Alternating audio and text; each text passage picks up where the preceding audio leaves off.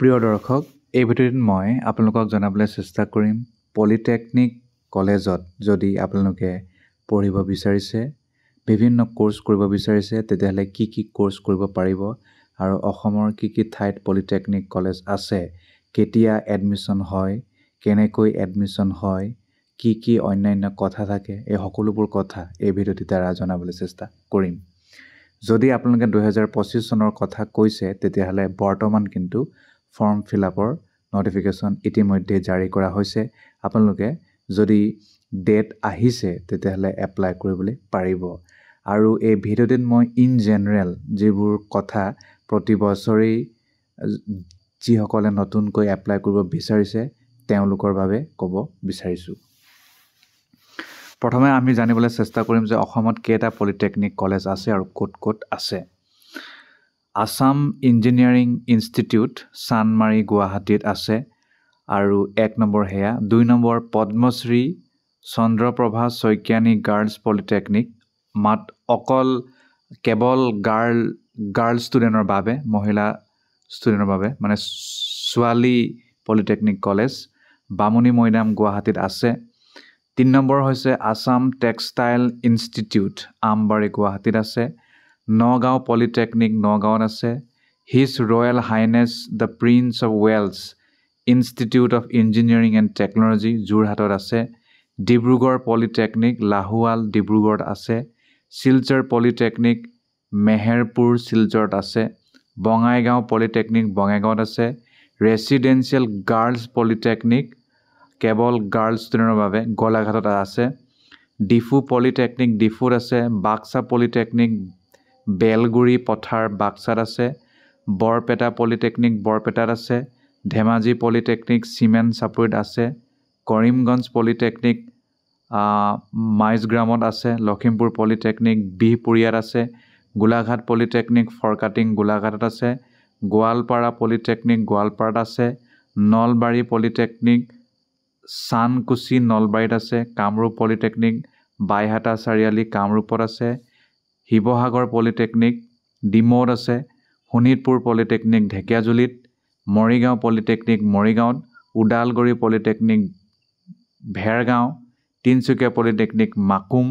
Chirang polytechnic Bijni. Hailakandi polytechnic কাটলিচেৰাত আছে। গতিকে সমগ্ৰ অসমত মুঠ 26টা আছে। বৰ্তমানলৈকে নতুন চাগে অহা নাই, আৰু যদি নতুন আহিছে আপোনালোকে সেইটো গম পাই যাব যেতিয়া ডিটেইল ব্ৰচাৰ ওলাব। কি ডিপ্ল'মা আপোনালোকে ল'ব পাৰিব।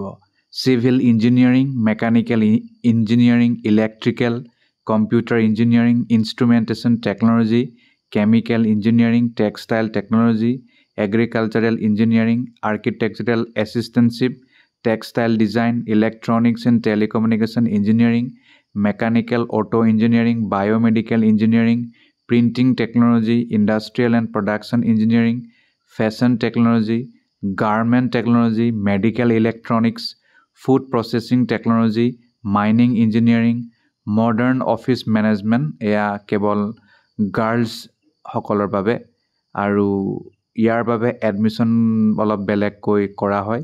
কম্পিউটাৰ ছায়েন্স এণ্ড ইঞ্জিনিয়াৰিং, নতুন কোৰ্ছ কিন্তু আহি আছে, প্ৰতি বছৰে সেইটো চেঞ্জ হ'ব পাৰে।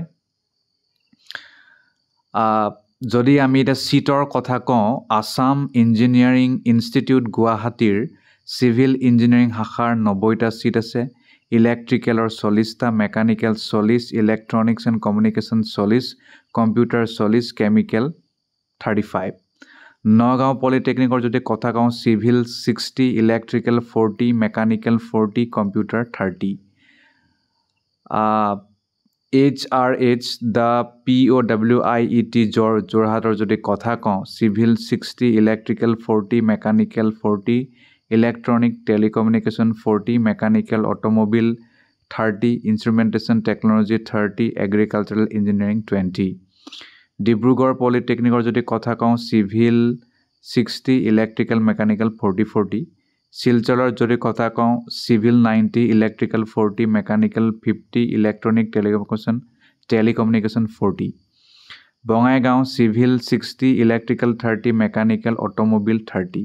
আসাম টেক্সটাইলৰ যদি কথা কওঁ textile 30 fashion 20 garment 20 PCPS girls polytechnic Guwahati civil 40 computer 40 architectural assistantship 40 modern office management 40 ডিফুৰ যদি কথা কওঁ মাত্ৰ ইয়াত চিভিল ইঞ্জিনিয়াৰিঙে আছে 60 ৰেচিডেঞ্চিয়েল গাৰ্লছ পলিটেকনিকৰ যদি কথা কওঁ গোলাঘাট টেক্সটাইল 30 ইলেক্ট্ৰনিক টেলিকমিউনিকেশ্যন 30 বাক্সাৰ যদি কথা কওঁ চিভিল ইঞ্জিনিয়াৰিং মেকানিকেল কেমিকেল সকলোতে 60 বৰপেটা চিভিল মেকানিকেল বায়োমেডিকেল সকলোতে 60 ধেমাজি চিভিল মেকানিকেল ইলেক্ট্ৰিকেল সকলোতে 60 লখিমপুৰ চিভিল মেকানিকেল কেমিকেল সকলোতে 60 আৰু Karimganj civil electrical industrial production 60 সকলোতে গোলাঘাট পলিটেকনিকৰ যদি কথা কওঁ চিভিল মেকানিকেল বায়োমেডিকেল সকলোতে 60 গোৱালপাৰা যদি কথা কওঁ চিভিল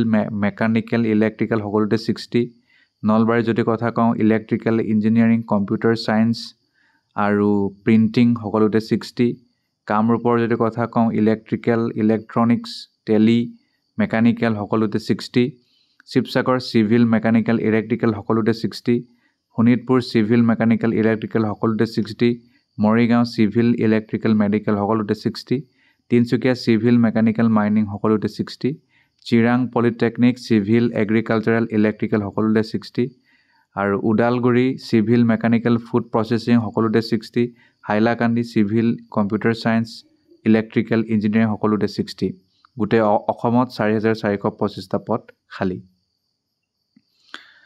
প্ৰায় মে জুন জুলাই এই তিনিটা মাহতে সম্পূৰ্ণ প্ৰচেছটো শেষ হৈ যায় আৰম্ভ মেৰ পৰা হৈ যায় আৰু শেষ চাগে জুলাই জুন তেতিয়া কেতিয়াবা শেষ হয় তেওঁলোকৰ অফিচিয়েল ৱেবছাইট বুলিবলৈতো নাই মানে ডিটিএ যেহেতু কণ্ডাক্ট কৰে ডিটিএৰ ৱেবছাইট যাব https://dte.assam.gov.in 3 বছৰীয়া ইঞ্জিনিয়াৰিং আৰু টেকন'লজিৰ বাবে মেট্ৰিক পাছ হ'লেই হ'ব 40% মাৰ্ক লাগে অন এভাৰেজ মেথছ আৰু সায়েন্স জেনাৰেল OBC সকলৰ বাবে 35% মেথছ আৰু সায়েন্স থাকিব লাগিব SC 33 ST সকলৰ কাৰণে মেথছ আৰু সায়েন্স লাগিব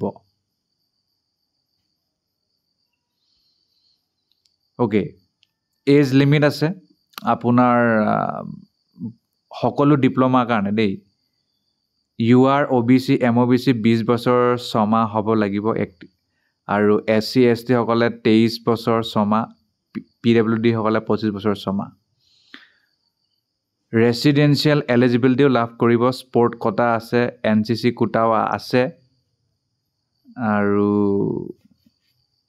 ৰিজাৰ্ভেশ্যন যেটো গভৰ্ণমেণ্টৰ নিয়ম সেইমতে লাভ কৰিব আৰু